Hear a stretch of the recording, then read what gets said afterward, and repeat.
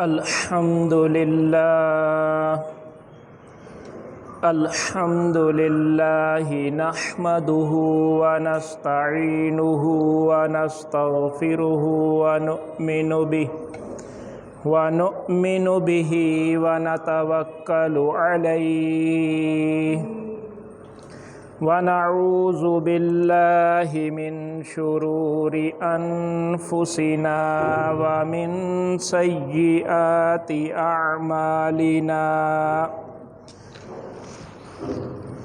ومن يهده الله فلا مضل له ومن يضلله فلا هادي له ونشهد أن لا إله إلا الله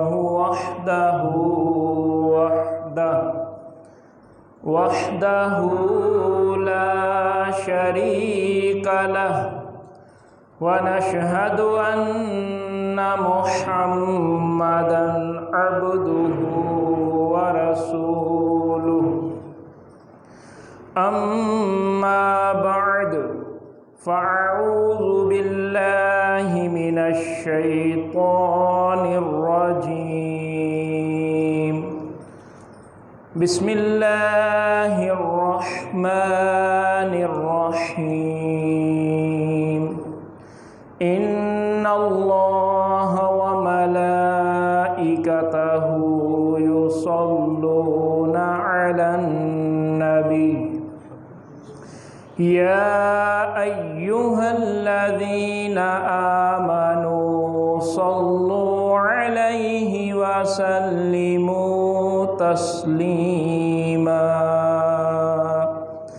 صلى الله على النبي الأمي وآله وصلى الله عليه وآله وسلم صلاة وسلاما عليك يا سيدي يا سيدي يا سيدي يا مكي يا مدني يا عربي يا قرشي يا مطلبي يا رسول الله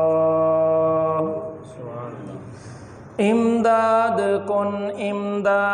کن از رنج و غم آزاد کن در دین و دنیا شاد کن یا غوث اعظم دستگیر رضی اللہ تعالی عنہ۔ پیارے آقا صلی اللہ تعالی علیہ وآلہ وسلم کے پیارے غلاموں، مدنی آقا صلی اللہ تعالی علیہ وآلہ وسلم کی ذات بابرکت پر درود پاک کا نذرانہ پیش کرنے کے بے شمار فضائل و برکات ہیں۔ چنانچہ فضائل درود پاک میں آتا ہے، میرے آقا علیہ السلام نے ارشاد فرمایا کہ جب میرا کوئی امتی مجھ پر درود پاک کا نذرانہ پیش کرتا ہے تو اللہ جل شانہ اس پر 10 مرتبہ اپنی رحمتوں کا نزول فرماتا ہے۔ سبحان اللہ۔ اس کے نامہ اعمال میں 10 نیکیاں درج فرماتا ہے اور اس کے 10 گناہ مٹا دیتا ہے اور اس کے 10 درجات بلند فرما دیتا ہے۔ سبحان اللہ۔ اب رحمتوں کا نزول بھی ہو، اس کے علاوہ نیکیاں بھی ملیں، گناہ بھی دھلیں، درجات بھی بڑھیں، اس سے بڑھ کر پیارا عمل اور کیا نصیب ہوگا ہمیں۔ لہٰذا ہمیں چاہیے کہ پیارے آقا علیہ السلام کی ذات بابرکت پر کثرت سے درود پاک پڑھنا اپنا معمول بنا لیں۔ ایک مرتبہ محبت اور شوق کے ساتھ درود پاک کا نذرانہ پیش کیجئے۔ میں آج کا موضوع شروع کروں۔ الصلاۃ والسلام علیک یا رسول اللہ، الصلاۃ والسلام علیک یا حبیب اللہ، الصلاۃ والسلام علیک یا نبی اللہ، الصلاۃ والسلام علیک یا نور اللہ، الصلاة والسلام عليك يا خاتم النبيين وعلى آلك وأصحابك يا خاتم المعصومین۔ میرے پیارے آقا صلی اللہ تعالی علیہ وآلہ وسلم کے پیارے غلاموں، پچھلے 2 جمعۃ المبارک سے حضرت سیدنا امام علی مقام امام حسین رضی اللہ تعالی عنہ کا ذکر خیر کر رہے ہیں۔ سابقہ جمعۃ المبارک کو میں نے آپ کے سامنے یہ بیان کیا تھا کہ امام علی مقام نے امام مسلم کو اپنا نائب بنا کر کوفے روانہ کیا، اور کوفے والوں نے بیعت بھی کی، جان مال قربان کرنے کے وعدے بھی کیے، اور اس کے بعد ابن زیاد کے ڈر سے انہوں نے امام مسلم کا ساتھ چھوڑ دیا۔ اس سے آگے آج انشاءاللہ بیان کرتے ہیں۔ میرے پیارے آقا صلی اللہ تعالی علیہ وآلہ وسلم کے پیارے غلاموں، امام مسلم کے ہاتھ پر جس وقت 40,000 لوگوں نے بیعت کی کہ ہم اپنی جان، اپنا مال، اپنا سب کچھ آپ پر قربان کر دیں گے، اس وقت امام مسلم نے امام علی مقام امام حسین رضی اللہ تعالی عنہ کو خط لکھ بھیجا کہ حالات بہت بہتر ہیں، کوفے والے اپنے وعدے کے مطابق بیعت کر رہے ہیں اور جان مال قربان کرنے کی قسمیں کھا رہے ہیں، لہٰذا آپ تشریف لے آئیں۔ اب ادھر سے خط روانہ ہوا، یہاں ابن زیاد نے اپنی حکومت مضبوط کر لی، گورنری کا عہدہ سنبھال لیا، اور امام مسلم کی اطلاع بھی اسے موجود تھی کہ آپ کوفے میں تشریف فرما ہیں۔ اس نے کوفے کے سرداروں کو بلا کر ڈرایا، دھمکایا اور اپنے پاس محصور کر لیا تاکہ یہ لوگ کوفے والے امام مسلم کا ساتھ چھوڑ دیں۔ امام مسلم ان 40,000 لوگوں کو لا کر گورنر ہاؤس کا محاصرہ کرتے ہیں اور مطالبہ کرتے ہیں کہ ان سرداروں کو رہا کر دیا جائے۔ یہ وہ وقت تھا کہ جس وقت گورنر ہاؤس کے اندر ابن زیاد کے پاس صرف 50 سپاہی موجود تھے، جس میں سے 30 باقاعدہ تربیت یافتہ سپاہی تھے اور 20 جو تھے وہ کسی قبیلے کے یعنی تربیت یافتہ تھے، حکومتی تربیت یافتہ نہیں۔ ٹوٹل 50 سپاہی گورنر ہاؤس کے اندر موجود تھے۔ اگر اس وقت امام مسلم 40,000 کو لا کر محاصرہ کر رہے ہیں اور حملہ کر دیتے تو کیا ابن زیاد بچ سکتا تھا؟ اس کے بچنے کے چانس ہی نہیں تھے۔ لیکن امام مسلم نے پہل نہیں کی۔ آپ نے فرمایا کہ ہمیں اس کی اجازت نہیں ہے کہ ہم کسی کلمہ پڑھنے والے پر چڑھ دوڑیں، سب سے پہلے بات چیت سے معاملہ حل کریں گے۔ لہٰذا آپ نے جو سردار محصور کیے ہیں، جن کو گرفتار کیا ہے، ان کو چھوڑ دیں۔ ابن زیاد نے ان سرداروں کو ڈرایا، دھمکایا کہ یزید کی بہت بڑی فوج پیچھے سے آ رہی ہے اور وہ تم لوگوں کو تباہ و برباد کر کے رکھ دے گی، لہٰذا جاؤ اپنے اپنے قبیلے والوں کو واپس بھیج دو۔ اس وقت ان سرداروں نے اپنے اپنے قبیلے والوں کو جب ڈرا دھمکا کر واپس بھیجنا شروع کیا تو صبح کے وقت جو 40,000 تھے، مغرب کی نماز میں کچھ بھی نہیں تھا۔ سارے کے سارے وہ لوگ جو قسمیں کھا چکے تھے کہ ہم اپنا جان مال آپ پر قربان کر دیں گے، وہ ساتھ چھوڑ گئے۔ امام مسلم نے نماز عشاء تک لوگوں سے رابطہ کرنے کی کوشش کی کہ میرا ساتھ دو، لیکن کسی نے ساتھ نہ دیا۔ عشاء کی نماز کے بعد آپ جس دروازے پر بھی جاتے کہ یار تم لوگوں نے خط لکھ کر بلایا تھا ہمیں، مجھے پناہ دو، نہیں دے سکتے، میرا ساتھ دو، نہیں دے سکتے مجھے امن امان طریقے سے یہاں سے باہر نکال دو، میں کوفے سے چلا جاتا ہوں اور جا کر امام علی مقام کو جو میں خط لکھ چکا ہوں وہ روانہ ہوں گے، انہیں روکوں تو صحیح کہ کوفے والے بے وفا ہو گئے ہیں، آپ نہ آئیں۔ لیکن کوئی سننے کو تیار ہی نہیں تھا، کوئی دروازہ کھولنے کے لیے تیار ہی نہیں تھا۔ طوعہ نامی ایک بڑھیا اپنے گھر کے دروازے کے باہر بیٹھی تھی، اس کا بیٹا شرابی بھی تھا اور شاید جوئے کی عادت بھی تھی، اسے بری صحبتوں میں بیٹھتا تھا۔ اپنے بیٹے کے انتظار میں گھر کے دروازے کے باہر وہ ماں بیٹھی ہوئی تھی۔ رات اتنی گزر گئی لیکن ماں دروازے پہ بیٹھی ہے، بیٹے کا انتظار کر رہی ہے۔ بیٹا نشئی بھی ہے اور بری صحبتوں والا بھی ہے، ماں ماں ہوتی ہے۔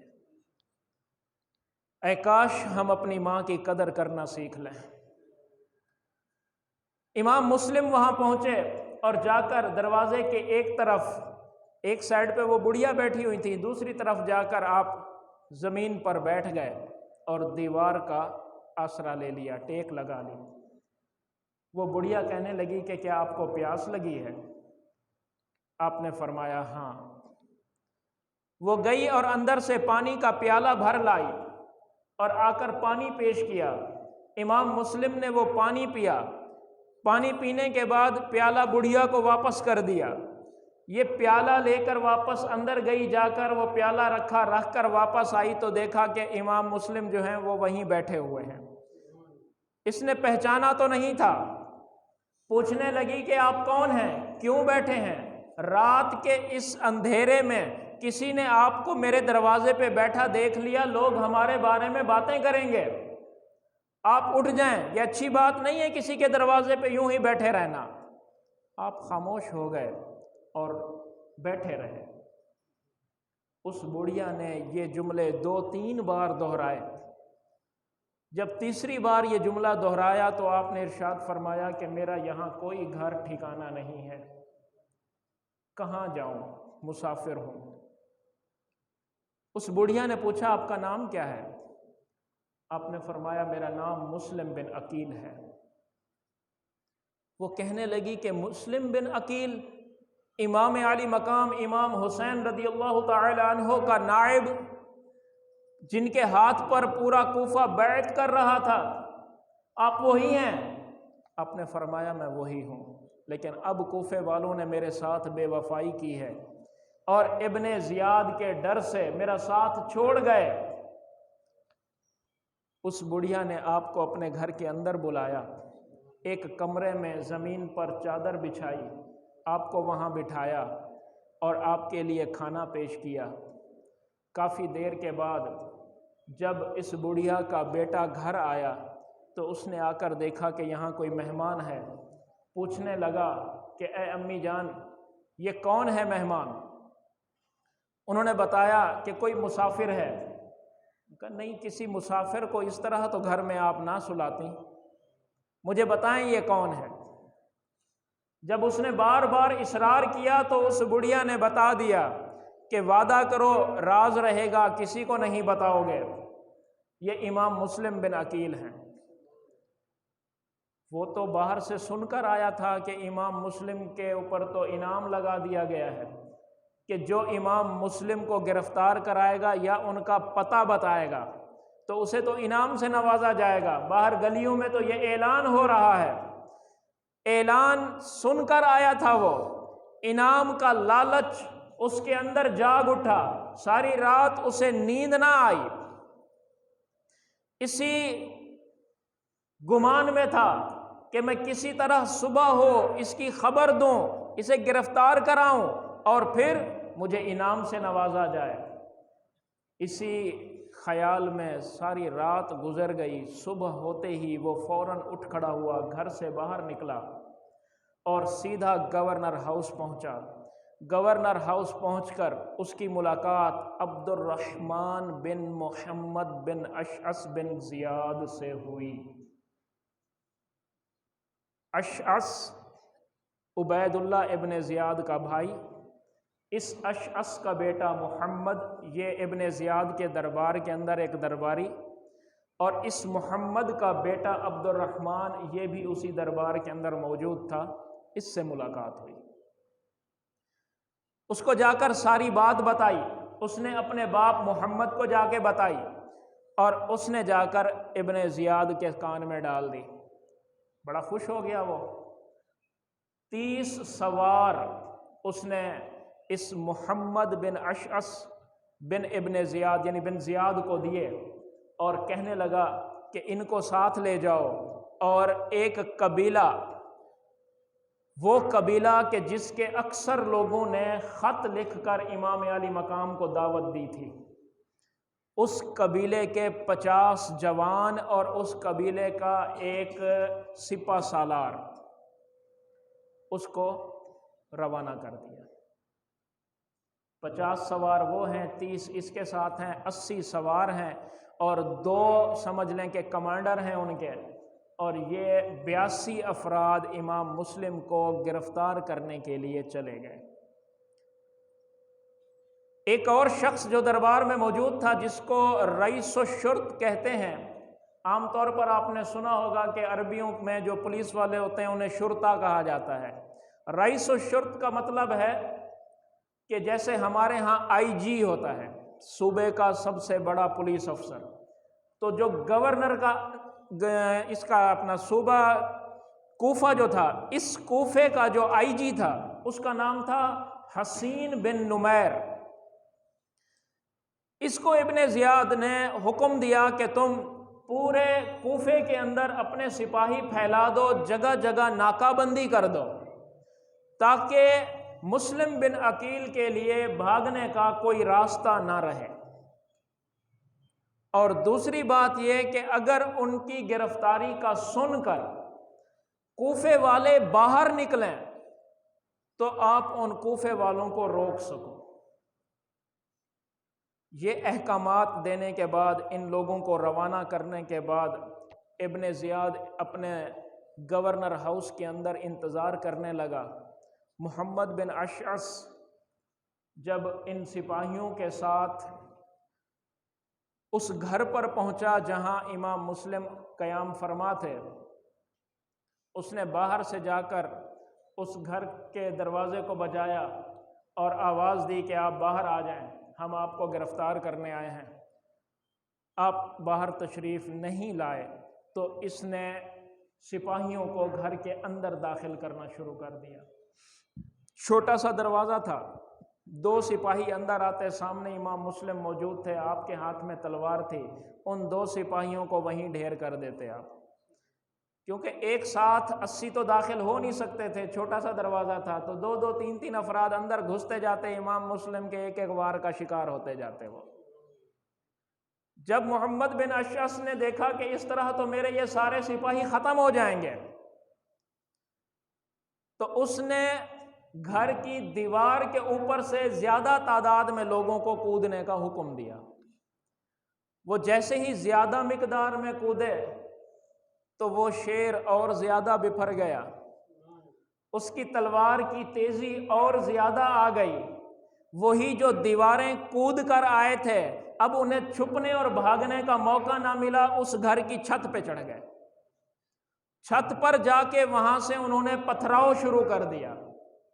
چھت پر کچھ لکڑیاں رکھی ہوئی تھیں، ان کو جلا کر وہ آگ امام مسلم پر پھینکنے لگے۔ جب یہ کیفیت دیکھی امام مسلم نے کہ اس طرح تو مجھے پناہ دینے والی اس خاتون کے گھر کو آگ لگ جائے گی، لہٰذا میں ان کا نقصان تو نہ کروں، آپ اس گھر سے باہر تشریف لے آئے۔ باہر باقی جو سپاہی تھے انہوں نے یکمشت حملہ کر دیا، آپ بھی مردانہ وار لڑتے رہے۔ ایک بدبخت کے وار سے آپ کے دونوں ہونٹ کٹ گئے، آپ کی ابرو پر تلوار کا وار لگا، یہ کٹ گئی۔ آپ لہولہان تھے، سامنے کے 2 دانت ٹوٹ گئے تھے، لیکن پھر بھی آپ مقابلہ کرتے رہے۔ جب محمد بن اشعث نے دیکھا کہ امام مسلم کو قابو کرنا ممکن نہیں ہے، تو اس نے اپنے سپاہیوں کو حکم دیا کہ حملہ بند کر دو۔ ان لوگوں نے تلواریں چلانا روک دیں، تو اب اس نے کہا کہ اے مسلم، آپ کیوں اپنے آپ کو تکلیف میں ڈال رہے ہیں؟ ہم آپ سے لڑنے تھوڑی آئے ہیں، ہم تو آپ کے پاس بات کرنے کے لیے آئے تھے کہ آپ آئیں، ہمارے ساتھ چلیں، ابن زیاد کے ساتھ بیٹھ کے بات چیت کر کے اپنا معاملہ حل کر لیں۔ ہم لڑنے کے لیے تھوڑی آئے ہیں کہ آپ نے اتنے سارے لوگوں کو زخمی کر دیا اور مار ڈالا۔ آپ ایسا کریں، بالکل پرسکون ہو جائیں، ہمارے ساتھ چلیں اور ابن زیاد کے ساتھ جا کے بات چیت کریں، اس مسئلے کو یہی نمٹا دیتے ہیں۔ آپ نے فرمایا کہ تم مجھے دھوکہ دیتے ہو، اپنے فریب کے جال میں لانا چاہتے ہو۔ اس نے قسم کھائی کہ نہیں، آپ کے لیے امان ہے، ہم آپ کو دھوکہ نہیں دے رہے۔ قسم کھا کر اس نے کہا کہ ہم آپ کو امان دیتے ہیں، آپ کو کوئی تکلیف نہیں دی جائے گی۔ جب اس نے قسم کھائی تو آپ نے اس کی قسم پر اعتماد کر لیا اور ان کے ساتھ چلنے کے لیے امام مسلم تیار ہو گئے۔ جیسے ہی انہوں نے ایک خچر آپ کے سامنے لا کے کھڑا کر دیا کہ آپ اس پر سوار ہو جائیں، آپ سوار ہونے لگے تو آپ کی تلوار آپ کے ہاتھ سے انہوں نے چھین لی۔ آپ نے محمد بن اشعث کی طرف دیکھ کر کہا کہ امان والی بات تو دور رہ گئی، تم تو یہیں پر ہی وعدہ خلاف ہو گئے۔ جب میرے ہاتھ سے تلوار ہی لے لی تم نے تو پھر امان کہاں کی رہی؟ لہذا اپنا وعدہ تو یہیں توڑ بیٹھے ہو۔ اس نے کہا نہیں، ایسی کوئی بات نہیں ہے، یہ صرف ہم نے احتیاطاً لی ہے، آپ پریشان نہ ہوں، آپ کے لیے امان ہے۔ امام مسلم کو وہاں سے گورنر ہاؤس لایا گیا۔ گورنر ہاؤس کے دروازے پر آپ کے اس خچر سے آپ کو اتار لیا گیا اور وہیں پر روک دیا گیا۔ محمد بن اشعث نے کہا کہ میں پہلے ابن زیاد سے بات کر کے آتا ہوں اور پھر آ کر آپ کو اندر لے جاؤں گا۔ وہ اندر چلا گیا۔ ایک طرف پانی کا ایک گھڑا رکھا ہوا تھا۔ امام مسلم نے ایک شخص سے کہا کہ مجھے پانی تو پلا دو۔ اس نے پانی کا پیالہ بھرا، امام مسلم کو دیا۔ آپ نے وہ پانی لیا، جو ہی آپ نے اسے منہ کے قریب لگایا، کیونکہ ہونٹ بھی زخمی تھے اور پیشانی بھی زخمی تھی، دانت بھی ٹوٹ چکے تھے، تو خون جاری تھا۔ خون کے کچھ جمے ہوئے لوتھڑے اس پانی کے پیالے کے اندر آ گرے۔ اب جب خون اس پانی میں گرا تو اب وہ پانی پینے کے لائق تو نہ رہا۔ آپ نے وہ پیالہ واپس کر دیا اور فرمایا کہ اب ہمارا دانہ پانی یہاں سے اٹھ چکا ہے۔ پانی واپس کرنے کے بعد آپ انتظار کرنے لگے۔ محمد بن اشعث اندر گیا اور جا کر ابن زیاد کو کہتا ہے کہ میں مسلم بن عقیل کو لے آیا ہوں اور میں ان کے ساتھ وعدہ کر کے آیا ہوں کہ ان کے لیے امان ہے۔ ابن زیاد جو اپنی مسند پر بیٹھا تھا کھڑا ہو گیا اور زوردار ایک تھپڑ مارا، کہنے لگا تو کون ہوتا ہے امان دینے والا؟ میں نے تجھے امان دینے کے لیے بھیجا تھا یا گرفتار کرنے کے لیے بھیجا تھا؟ کوئی امان نہیں، لے آؤ مسلم کو اندر۔ ابن زیاد کا یہ حکم ملتے ہی سپاہی امام مسلم کو لا کر ابن زیاد کے سامنے کھڑا کر دیتے ہیں۔ امام مسلم نے محمد بن اشعث کی طرف دیکھا کہ مجھے تو قیدیوں کی طرح لا کر کھڑا کر دیا گیا، تم تو بات چیت کرنے کے لیے لائے تھے، وہ امان والی بات کہاں گئی؟ محمد بن اشعث نے سر جھکا لیا، شرمندہ ہو کے آنکھ نہیں ملا پا رہا تھا۔ اب ابن زیاد نے کہا کہ اے مسلم، کیا تم بغاوت پر اتر آئے ہو؟ تم لوگ امیر المومنین یزید سے، امیر المومنین کہنا تھا نا اس نے، اسی کا جو چمچہ تھا، یزید سے بغاوت کر رہے ہو، حکومت اور تخت چھیننا چاہتے ہو؟ امام مسلم نے فرمایا کہ ہمارا حکومت کرنے کا کوئی ارادہ نہیں ہے، نہ ہی تخت چھیننے کا ارادہ ہے۔ ہمیں کوفے والوں نے دعوت دے کر بلایا تھا، ہم ان کی دعوت پر آئے تھے۔ باقی رہا معاملہ یزید والا، تو اگر یزید قرآن و سنت کے مطابق حکومت کرتا ہے تو ہمیں اعتراض کوئی نہیں، اگر وہ اپنی حرکتوں سے باز نہیں آتا تو پھر وہ حکومت کے اہل نہیں۔ لہذا ہمیں حکومت کی لالچ نہیں ہے، ہمیں صرف یہ چاہیے کہ شریعت کی حکومت رہے، قرآن و سنت کی حکومت رہے، ہم صرف یہ چاہتے ہیں۔ باقی ہمیں یہ نہیں چاہیے کہ مسند خلافت پر کون بیٹھا ہے، ہمیں یہ نہیں چاہیے۔ ابن زیاد امام مسلم کو معاذ اللہ ثم معاذ اللہ طرح طرح کی بکواسیں کرنے لگا، اور امام مسلم کے سر پر تلوار کا دستہ دے مارا، جس سے آپ کے سر مبارک سے خون بہنے لگا۔ آپ نے فرمایا کہ مجھے معلوم ہے تم مجھے شہید کر دو گے، یہ کہہ کر آپ رونے لگے۔ وہ قبیلے والے، وہ سرداران جنہوں نے خط لکھ کر بلایا تھا، انہی میں سے ایک بدبخت بولا کہ خواہش حکومت کی ہے، خواہش خلافت کی ہے، اور مصائب برداشت نہیں ہوتے، کیوں رو رہے ہو مسلم؟ امام مسلم نے فرمایا کہ میں اپنی تکلیف پر نہیں رو رہا، نہ ہی اپنے شہید ہو جانے کے خوف سے رو رہا ہوں، بلکہ رو اس لیے رہا ہوں کہ میں اپنے ہاتھوں سے امام علی مقام کو خط لکھ بیٹھا ہوں کہ آپ تشریف لے آئیں، ان پر آنے والی مصیبت کا سوچ کر میں رو رہا ہوں۔ اے کاش میں نے وہ خط نہ لکھا ہوتا۔ اس کے بعد آپ نے فرمایا کہ کوئی ہے جو میری آخری وصیت پوری کر دے؟ سب خاموش تھے۔ تو اسی اثناء میں ابن سعد بن ابی وقاص، جو صحابی رسول ہیں، عشرہ مبشرہ میں سے ہیں۔ عشرہ مبشرہ ان صحابہ کو کہا جاتا ہے کہ وہ 10 صحابی جنہیں زندگی میں میرے نبی علیہ الصلوۃ والسلام نے جنت کی خوشخبری دی۔ ویسے تو میرے نبی علیہ الصلوۃ والسلام کا ہر صحابی جنتی ہے، اللہ کریم نے قرآن کریم میں وعدہ فرما لیا، وَكُلًّا وَعَدَ اللَّهُ الْحُسْنَىٰ، اے محبوب تیرے ہر صحابی سے میرا وعدہ ہے، انہیں داخل جنت کروں گا۔ میرے نبی کا ہر صحابی جنتی ہے، لیکن یہ 10 خوش نصیب ایسے ہیں کہ جنہیں زندگی میں زبان مصطفیٰ کریم علیہ الصلوۃ والسلام سے جنت کی سند ملی ہے۔ اس خوش بخت صحابی کا بیٹا وہ بھی وہیں پہ موجود تھا، اور ان کی اس گھرانے کے ساتھ، اہل بیت کے اس گھرانے کے ساتھ رشتہ داریاں بھی تھیں۔ تو ایک شخص کہنے لگا کہ ابن سعد موجود ہے اور یہ تمہارا رشتہ دار بھی ہے، جو وصیت کرنی ہے ان کے ساتھ کر لو۔ آپ نے فرمایا ٹھیک ہے۔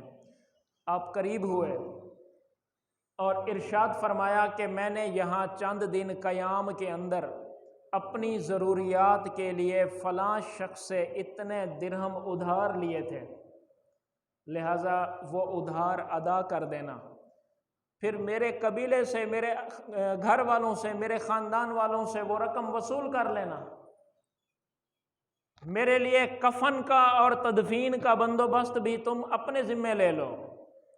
اس کے علاوہ جو اہم بات ہے وہ یہ ہے کہ میں امام علی مقام امام حسین کو خط لکھ بیٹھا ہوں، وہ روانہ ہو چکے ہوں گے، لہٰذا آپ ان تک پیغام پہنچا دیں کہ وہ نہ آئیں، یہ میں آپ کے ذمہ لگاتا ہوں۔ یہ کہنے کے بعد امام مسلم کو ابن زیاد کے حکم سے سپاہی گورنر ہاؤس کی چھت پر لے گئے اور چھت کے اوپر سے ان کو نیچے گرا دیا اور آپ شہید ہو گئے۔ انا للہ و انا الیہ راجعون۔ امام مسلم کی شہادت کے بعد امام مسلم کے 2 صاحبزادے محمد اور ابراہیم ان کو بھی انتہائی بے دردی کے ساتھ اسی کوفے میں شہید کر دیا گیا۔ امام علی مقام مکے میں تشریف فرما تھے، ذی الحجہ کا مہینہ تھا، حج کے ایام قریب قریب تھے، لوگ دنیا بھر سے حج کرنے کے لیے مکہ جمع ہو رہے تھے۔ اگر میرے امام کا جنگ کا ارادہ ہوتا تو آپ 2-4 دن اور ٹھہر جاتے، حج ادا کر لیتے، ان سارے حاجیوں کو ساتھ لے کے چڑھ دوڑتے، یزید نہ رہتا، نہ اس کی سلطنت رہتی۔ کوئی بھی ایسا نہیں تھا جو امام علی مقام کو انکار کرتا۔ آج لوگ ہم سے سوال کرتے ہیں کہ کربلا میں یہ 72 کیوں شہید ہوئے، صحابہ ساتھ کیوں نہیں گئے؟ صحابہ مدینے میں بیٹھے رہے، مکے میں بیٹھے رہے، وہ ساتھ کیوں نہیں گئے؟ اس لیے نہیں گئے کہ میرے امام نے جنگ کا اعلان نہیں کیا تھا۔ میرے امام جنگ کے ارادے سے کوفے نہیں گئے تھے۔ جو جنگ کے ارادے سے جاتا ہے وہ دودھ پیتے بچوں کو ساتھ لے کے جاتا ہے۔ میرے امام جنگ کے لیے کوفہ نہیں گئے تھے، کوفہ تو گئے تھے کوفے والوں کے بلانے پہ، ان کی دعوت پہ۔ جب جنگ کا ارادہ ہی نہیں تھا تو صحابہ کیسے ساتھ جاتے؟ جنگ کا ارادہ ہوتا تو صحابہ کے علاوہ مکہ بھرا ہوا تھا کلمہ پڑھنے والوں سے، پوری دنیا سے مسلمان وہاں جمع تھے، آدھی سے زیادہ دنیا پر حکومت تھی مسلمانوں کی۔ اتنی بڑی عوام جب موجود تھی وہ ساری ساتھ کیوں نہ آتی؟ لیکن میرے امام نے ان میں سے کسی کو کچھ نہیں کہا، کچھ نہیں کہا۔ احرام باندھا ہوا تھا، احرام کھول دیا۔ لوگ حج کے لیے آ رہے ہیں، میرے امام دین بچانے جا رہے ہیں۔ آپ نے مکہ چھوڑنے کا ارادہ کیا، لوگ جمع ہو کر آ گئے، حضور مکہ نہ چھوڑیں، نہ جائیں، آپ کے لیے یہاں امان لکھ دی گئی ہے، آپ کو کوئی نہیں تنگ کرے گا، آپ نہ جائیں یہاں سے۔ لیکن میرے امام نے فرمایا کہ اب اگر میں تاخیر کرتا ہوں تو قیامت کے دن میں کیا جواب دوں گا، کیونکہ مسلم کا خط آ چکا ہے اور مسلم نے یہ لکھا ہے کہ کوفے کے حالات بہت بہتر ہیں، آپ تشریف لے آئیں، لہذا اب جانے کے سوا کوئی دوسرا راستہ نہیں۔ میرے امام نے مکہ چھوڑا اور کوفے کی طرف روانگی اختیار کی۔ وقت ختم ہو چکا ہے، زندگی بخیر تو انشاءاللہ اگلے جمعے کو مزید یہ سفر کوفہ آپ کے سامنے بیان کرنے کی کوشش کروں گا۔ میرے پیارے نبی علیہ الصلوۃ والسلام کے پیارے غلاموں، میرے امام نے اپنا گھر بار لٹا دیا، اپنے بچے، چھوٹے دودھ پیتے بچے تک قربان کر دیے، سب کچھ قربان کیا، کس لیے؟ کہ دین بچ جائے، دین بچ جائے۔ آج ہم اس دین کے ساتھ کیا کر رہے ہیں؟ بس تھوڑا سا یہ فکر انگیز جملہ دے کے جا رہا ہوں، آج ہم کیا کر رہے ہیں یہ ہم خود غور کر لیں۔ میرے امام نے نیزے پہ قرآن سنایا تھا، کیا ہمارے گھروں میں قرآن کی آواز آتی ہے؟ میرے امام نے سجدے میں سر کٹایا تھا، کیا ہم نمازیں قضا کرنے سے باز آ گئے؟ ہماری مسجدیں آباد ہو گئیں؟ سوچ لیں، خود سوچ لیں کہ کیا ہم حسینی ہیں یا ہمارا جو طور طریقہ ہے وہ کسی اور طرف ہمیں لے کے جا رہا ہے۔ اللہ جل شانہ ہم سب کو عمل کی توفیق عطا فرمائے۔ وآخر دعوانا ان الحمد للہ رب العالمین۔